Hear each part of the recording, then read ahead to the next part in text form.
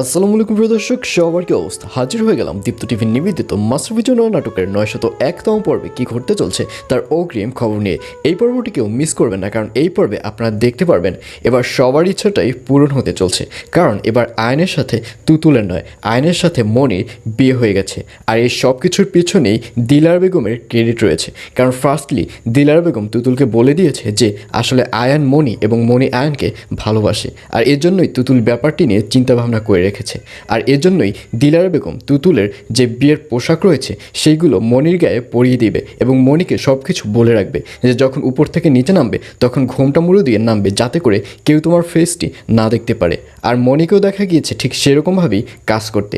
আর অন্যদিকে বৃদ্ধাশ্রমের যে মহিলা রয়েছে তাদেরকেও বলে রেখেছে যে যখন বিয়েতে কাজী সাহেব বিয়ে পড়ানো শুরু করবে ঠিক তখনই তোমরা একটা ঝামেলা বাজাবা, যার কারণে সবাই দৌড়ে গিয়ে যখন তোমাদের কাছে যাবে ঠিক তখনই আমি বিয়েটা পড়িয়ে ফেলবো। আর এভাবেই দিলার বেগমের প্ল্যান মতোই কাজটি হয়ে গেছে। দিলার বেগম এবং চেয়ারম্যান সাহেব যখন বিয়ের কাজ সম্পূর্ণ করে ফেলবে ঠিক তখনই তুতুলের মাকে আসতে দেখা যাবে এবং এসে দেখবে বিয়ের কাজ কমপ্লিট।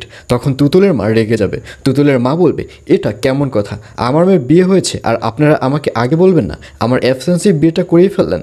আর অন্যদিকে রুনা ম্যাম বলবে, কাজী সাহেব আপনার এত বড় ক্ষমতা কীভাবে হয়? আপনি আমার পারমিশন ছাড়া কিভাবে বিয়ে পড়ান?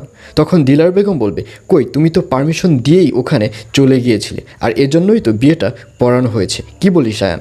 তখন আয়ান বলবে, হ্যাঁ আম্মু, তুমি তো পারমিশন দিয়েই ওখানে চলে গিয়েছিলে। তখন দিলার বেগম বলবে, হ্যাঁ আয়ান, এখনও দাঁড়িয়ে আছো কেন? সবার কাছে গিয়ে সালাম নাও। আর এই কথা শুনে আয়ান এবং মনিকে দেখা যাবে তারা দুজনেই রুনা ম্যাম এবং তুতুলের মায়ের সালাম নেবে।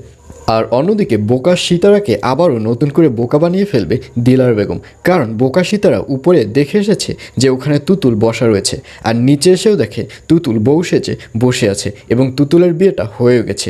আর এইগুলো দেখে বোকা সিতারা ভাববে আসলে সে হয়তো উপরে কোনো ভূত দেখেছে, কারণ আয়ানদের বাড়িতে যে ভূত আছে এই কথাটি অনেক আগে থেকেই সবাই জানে। তো ভিউয়ার্স, আয়ান এবং মনির বিয়েটি হওয়া নিয়ে আপনারা কি খুশি হয়েছেন নাকি কষ্ট পেয়েছেন? কমেন্ট করে জানিয়ে দিন আপনার মূল্যবান বক্তব্য।